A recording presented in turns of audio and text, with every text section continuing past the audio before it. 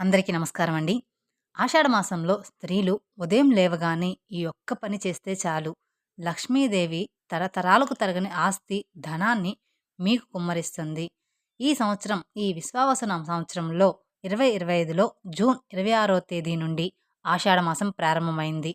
శుభకార్యాలకు పనికిరాదు అని భావించబడుతున్న ఆధ్యాత్మికంగా ఎంతో ప్రత్యేకతను, ఎన్నో మహిమలను సొంతం చేసుకొని పుణ్యఫలాలను ప్రసాదించే మాసంగా ఆషాఢ మాసం చెప్పబడుతుంది. ఈ మాసంలో పౌర్ణమి నాడు చంద్రుడు పూర్వషాఢ నక్షత్ర సమీపంలో సంచరిస్తూ ఉంటాడు. కనుక ఈ మాసానికి ఆషాఢ మాసం అని పేరు ఏర్పడింది. ఆషాఢ మాసంలో సూర్యుడు కర్కటక రాశిలో ప్రవేశిస్తాడు. అంటే దీనితో ఉత్తరాయణం పూర్తయి దక్షిణాయనం ప్రారంభమవుతుందన్నమాట.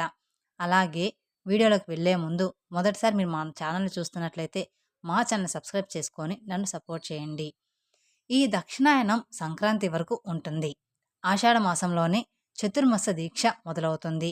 వివాహమైన తర్వాత వచ్చే తొలి ఆషాఢ మాసంలో కొత్తగా అత్తవారింటికి వచ్చిన కోడలు, అత్తగారు ఒకే చోట కలిసి ఉండరాదు అనే నియమం కూడా ఉందన్నమాట. అంటే పెళ్ళైన తొలి ఆషాఢ మాసంలో అత్తా కోడలు ఒకే గడప దాటకూడదు అనేది దీని అర్థం. కానీ సామాజికంగా, చరిత్రకంగా పరిశీలిస్తే కొన్ని ఆరోగ్య రహస్యాలు కూడా ఈ నియమాల్లో ఇమిడి ఉన్నాయని తెలుస్తుంది. ఆషాఢ మాసంలో భార్యాభర్తలు గాని కలిసి ఉంటే గర్భం దాల్చి బిడ్డ పుట్టే సమయం చైత్రం లేదా వైశాఖ మాసం అవుతుంది. అది ఎండాకాలం ప్రారంభమయ్యే సమయం. ఎండలకు బాలింతలు, పసిపాపలు తట్టుకోలేరని పూర్వీకులు ఈ నియమం పెట్టారు. ఆషాఢ మాసం శుభకార్యాలకు పనికిరాదని చెప్తున్న ఈ నెలలో ఎన్నో పండగలు, పుణ్య దినాలను ఖచ్చితంగా వస్తాయన్నమాట. అయితే ఈ శుక్లపక్ష ఏకాదశిని తొలి ఏకాదశి, దీనినే ప్రథమ ఏకాదశి అని, శయాన ఏకాదశి అని కూడా అంటారు. శ్రీ మహావిష్ణువుకు ఈ దినం మేల్కొని 4 నెలల పాటు పాలకడలిలో శేషశయనంపై సేవించి యోగనిద్రలు ఉంటాడు. ఈ దినమంతా ఉపవాసం ఉండి విష్ణువుని పూజిస్తే మనకున్న దోషాలు అన్నీ కూడా తొలగిపోతాయన్నమాట. ఆ శ్రీ మహావిష్ణువు ఆశీర్వాదం అనేది మనకు ఖచ్చితంగా కలుగుతుంది.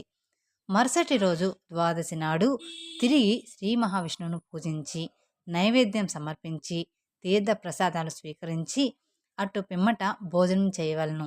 దీంతో వ్రతం పూర్తవుతుంది. అయితే ఎంతో పవిత్రమైన ఆషాఢ మాసంలో ఆడవాళ్ళు ఉదయం లేవగానే ఈ ఒక్క పని చేస్తే చాలు, మీ ఇంట్లో ఉన్న లక్ష్మీదేవి నివాసం ఉంటుంది. తరతరాలకు తరగని ఐశ్వర్యాన్ని ఇస్తుంది. వద్దన్నా కూడా ఐశ్వర్యం అనేది వస్తుంది. కష్టాలు పోయి సకల ఐశ్వర్యాలు సిద్ధిస్తాయి. జీవితం అద్భుతంగా మారుతుంది. మీ ఇంట్లో వాళ్ళందరికీ కూడా మంచి జరుగుతుంది. ఎలాంటి అనారోగ్య సమస్యలు రాకుండా ఉంటాయి అని శాస్త్రాల్లో చెప్పబడింది. మరి ఈ ఆషాఢ మాసంలో స్త్రీలు ఉదయం లేవగానే ఏమి చెయ్యాలి అనే విషయాన్ని ఇప్పుడు మనం ఈ వీడియోలో వివరంగా తెలుసుకుందాం. తెలుగు పంచాంగం ప్రకారం ఆషాఢ మాసం పవిత్రమైనది కాదు. ఈ నెలలో శుభకార్యాలు జరగవు. ఆషాఢ మాసం దేవతలను పూజించడానికి కూడా చాలా పవిత్రమైనది. ఆషాఢంలో ఎట్టి పరిస్థితుల్లోనూ వివాహాలు జరిపించరు. ఎందుకంటే ఆషాఢ మాసం పవిత్రమైన పూజలు, వ్రతాలు, రథయాత్రలు, పల్లకి సేవలకు చాలా శుభప్రదం. అందుకే ఈ నెలలో ఎలాంటి శుభకార్యాలు అనేవి చేయరన్నమాట. అలాగే ఈ నెలలో ఆలయాలు భక్తులతో కిటకిటలాడుతూ ఉంటాయి. ఆషాఢంలో పండితులు కూడా పూజా కార్యక్రమంలో నిమగ్నమై బిజీగా ఉంటారు. కనుక పండితులకు టైం ఉండదన్నమాట. ఈ నెలలో పెళ్ళిళ్ళు చేయకూడదని పెద్దలు చాలామంది అంటూ ఉంటారు. అది నియమం కూడా పెట్టారన్నమాట. అది ఎందుకు అంటే ఈ ఆషాఢ మాసంలో చాలామంది తెలియని కొన్ని కొన్ని నిజాలు కూడా మనం ఇప్పుడు ఈ వీడియోలో తెలుసుకోబోతున్నాం. అది ఎందుకు అంటే, అంతేకాదు ఆషాఢంలో శ్రీ మహావిష్ణువు నిద్రలోకి వెళ్తాడు. దీనివల్ల వివాహం చేసుకున్న దంపతులకు ఆయన ఆస్తులు కూడా లభించవన్నమాట. ఈ కారణం వల్ల కూడా ఈ నెలలో పెళ్ళిళ్ళు చేయరు. అలాగే ఆషాఢ మాసం వచ్చిందంటే కొత్త పనులు కూడా ప్రారంభించరు. నూతన గృహప్రవేశాలు కూడా చెయ్యరు. అలాగే ఆషాఢ మాసంలో గర్భం దాల్చితే తల్లి బిడ్డలకు అనారోగ్య సమస్యలు వస్తాయని మన పూర్వీకులు భావించేవారు. అందుకే భార్యాభర్తలను ఈ నెలలు దూరంగా పెట్టి ప్రయత్నం తీసుకువస్తారు. ఇక ఆషాఢ మాసం అనగానే మగవలకు ముందుగా గుర్తు వచ్చేది గోరింటాకు. ఆషాఢ మాసంలో పల్లెటూరులో ఆడవారు అందరూ ఒకే చోట చేరి గోరింటాకు పెట్టుకోవడానికి ఒక పండుగలాగా చేసుకుంటారు. ఆషాఢంలో వర్షాలు ఊపందుకుంటాయి అన్న విషయం తెలిసిందే. తరచూ ఈ వర్షపు నీటిలో నానుతూ ఉంటారు. ఇక ఆ పొలం పనుల్లో పాల్గొనేవారైతే రోజు నీటిలో తడవక తప్పదు. దాంతో గోర్లు సందున నీళ్లు చేరి చర్మ వ్యాధులు వచ్చే ప్రమాదం ఉంటుంది. గోర్లు కూడా పొలుసు బారిపోతాయి. ఇలాంటి సమస్యలన్నిటికీ దూరం చేసే సత్తా ఈ గోరింటాకు ఉందన్నమాట. పైగా గోరింటాకు పెట్టుకోవడం వల్ల కఫకు సంబంధించిన దోషాలు కూడా తగ్గుతాయన్నమాట. పెద్దలు చెప్తూ ఉంటారు. ముఖ్యంగా పెళ్ళైన వారు తప్పనిసరిగా ఈ మాసంలో గోరింటాకు పెట్టుకోవాలని ఆచారం ఉంది. మన ఆరోగ్యపరంగా కూడా ఈ గోరింటాకు ఎంతో ఉపయోగపడుతుంది. ఎందుకంటే ఆషాఢ మాసంలో ఎక్కువగా వర్షాలు కురుస్తూ ఉండంగా వర్షాల వల్ల సూక్ష్మక్రిములు పెరిగి అంటు రోగాలు వ్యాపించడం జరుగుతుంది. ఎందుకంటే వర్షం పడడం వల్ల వాతావరణం చల్లబడుతుంది. కానీ ఒంట్లో వేడి అలానే ఉంటుంది. బయట వాతావరణానికి సమానంగా మన శరీరం మారకపోవడం వలన రోగాల బారిన పడే అవకాశం అనేది ఉంటుంది. గోరింటాకు శరీరంలో ఉండే వేడిని తీసే శక్తి కలిగి ఉంటుంది. రోగనిరోధక శక్తిని పెంచుతుంది. అలాగే గోరింటాకు రసంలో యాంటీ బ్యాక్టీరియా లక్షణాలు ఉంటాయి. గోరింటాకు పెట్టుకున్న చేతులతో తినేటప్పుడు నోటి ద్వారా క్రిములు వెళ్లకుండా కాపాడుతుందని చెప్తూ ఉంటారు. అంతేకాదు గోరింటాకు ఒత్తిడిని తగ్గించే లక్షణం కూడా కలిగి ఉంటుంది. ఆడవారు గోరింటాకును పెట్టుకోవడం వలన అందంగా ఆరోగ్యంగా ఉంటారు.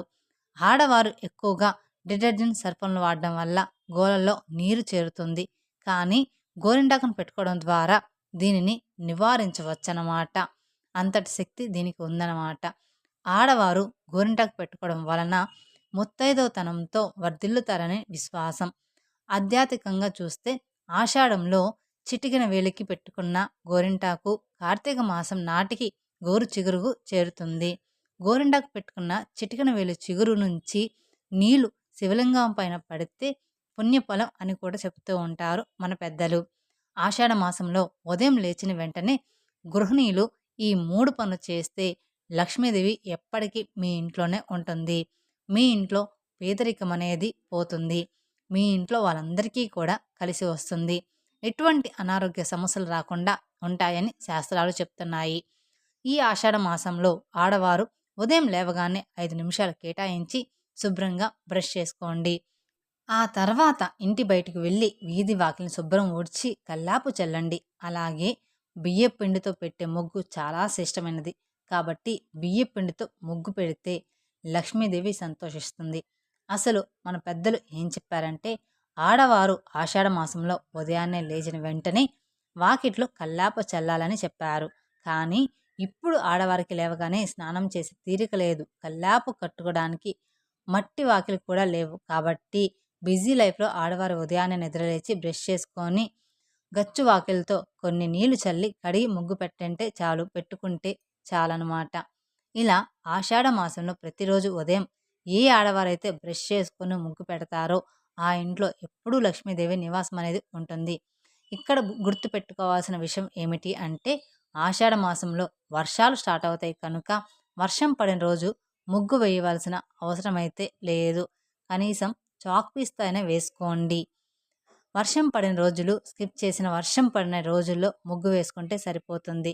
కానీ కుదిరితే చాక్ పీస్తో వేసుకున్నా సరిపోతుంది. రెండో పని ఏమిటి అంటే ఆడవారు ఇలా ఉదయమే ముగ్గు పెట్టేసిన తర్వాత వంటగదిలోనికి వెళ్ళి టీ కాఫీ ఇలా ఏదో ఒకటి చేస్తారు కదా. అలా టీ కానీ కాఫీ కానీ పెట్టుకోమాకండి. అలా టీ పెట్టుకునే ముందు గ్యాస్ పొయ్యికి పసుపు కుంకుమతో బొట్టు పెట్టండి. ఆ తర్వాత కాఫీ టీలు తయారు చేసుకోండి. ఇక మూడో పని ఏమిటి అంటే ఈ 2 పనులు చేసిన తర్వాత లేదా ఇంట్లో పనులన్నీ చేసిన తర్వాత తులసి మొక్కకు గ్లాసుడు నీళ్లు పొయ్యండి చాలు. మీరు అనుకోని విధంగా జరగబోతుంది. మీరు తులసి మొక్కకు పెద్ద పెద్ద పూజలు ఏమి చేయవలసిన అవసరం లేదు. జస్ట్ గ్లాస్తో నీరు పోసినా చాలు.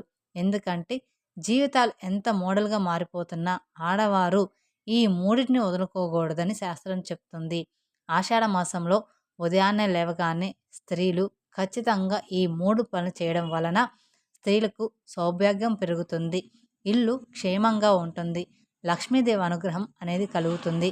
కొంతమంది ఆడవాళ్ళు ఈ 3 పనులు కూడా ఇంటి పని మనుషులతో చేయిస్తూ ఉంటారు. కానీ ఇంటి మంచి కోరుకునే స్త్రీలు మాత్రమే ఈ పనులు చెయ్యాలి. గృహలక్ష్ములు మాత్రమే ఈ పని చేయాలి. పని మనుషులతో చేయిస్తే ఫలితం వారికి పోతుంది, కానీ మీకు రాదు. కనుక ఆడవారు ఆషాఢ మాసంలో ఉదయం లేవగానే మర్చిపోకుండా ఈ 3 పనులు చేయండి. ఖచ్చితంగా లక్ష్మీదేవి అనుగ్రహంతో ఐశ్వర్యం కలుగుతుంది.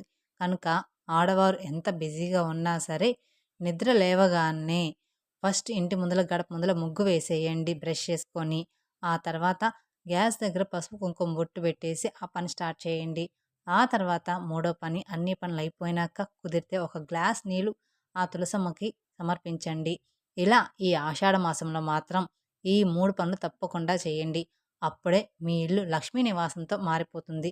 అలాగే లక్ష్మీదేవికి తరతరాలు తరగని ధనాన్ని మీకు అందేలాగా చేస్తుందన్నమాట. ఇది మాత్రం ఖచ్చితంగా జరిగి తీరుతుంది. మర్చిపోకుండా ఈ ఒక్క పని చేశారంటే మాత్రం మీకు తరతరాల తరగని ఆస్తి మీకు ధనాన్ని కలిసి వస్తుందన్నమాట. తెలుసుకున్నారు కదండీ! ఈ వీడియో గనుక మీకు నచ్చినట్లయితే మరికొందరికి షేర్ చేయండి. అలాగే మొదటిసారి మీరు మా ఛానల్ చూస్తున్నట్లయితే మా ఛానల్ సబ్స్క్రైబ్ చేసుకొని నన్ను సపోర్ట్ చేయండి. Thank you for watching my video.